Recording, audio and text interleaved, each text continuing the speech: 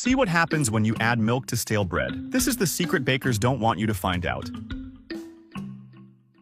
Let's start our recipe by blending 2 stale breads. Then, add 600 grams of milk. And if you like easy recipes like this, click the like button and comment below. I love easy recipes. Now, let's add 3 eggs. Then add a 395-gram can of condensed milk.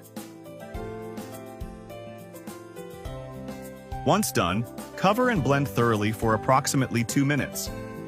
If you're looking for an easy, quick, and delicious recipe, this is the recipe you need to make. This is the secret bakers don't want you to find out. Done. Now, remove and set aside. Next, we'll need a pudding mold. Here, we'll prepare the caramel directly in the mold. We'll add 5 tablespoons of sugar.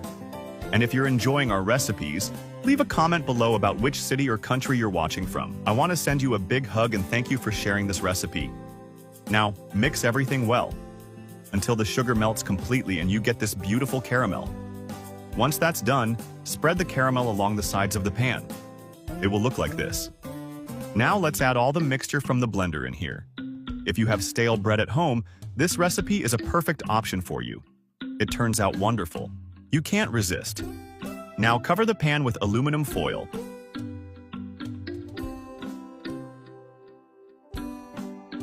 Now set aside. Next, we'll need a 20 by 30 centimeter pan.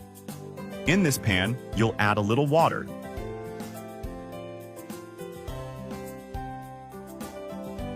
Then, you'll add alcohol vinegar to prevent the pan from darkening.